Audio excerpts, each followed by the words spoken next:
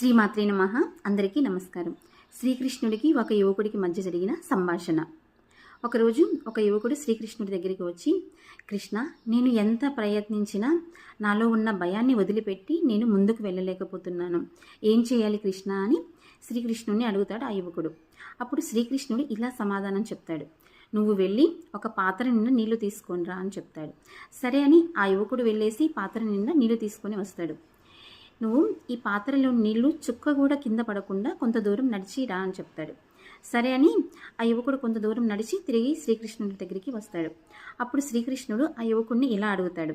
ఏమంటే, నీకు వెళ్ళే దారిలో నీ యొక్క బాధలు, కష్టాలు, విమర్శలు నీకు కనిపించాయా అని అడుగుతాడు ఆ యువకుడిని.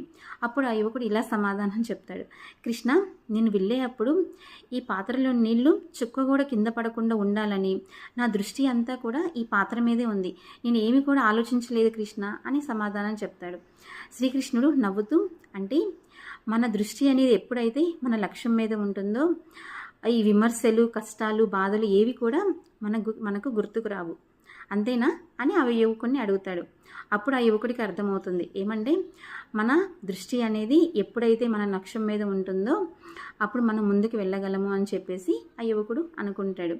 అంతే కదా, మనం కూడా మన దృష్టి అనేది మన లక్ష్యం మీద ఉండాలి. మన లక్ష్యం ఏదైతే ఉందో దాని గురించి ఆలోచించాలి. కానీ మన చుట్టూ ఉన్న వాళ్ళ గురించి కానీ వాళ్ళ గురించి వీళ్ళ గురించి ఎవరేమనుకుంటారా అని బాధపడుతూ ఉంటే మనం కూడా ముందుకు వెళ్ళలేం. అంతే కదా, ఏమంటారు? సర్వం శ్రీకృష్ణార్పణమస్తు. శ్రీరామ.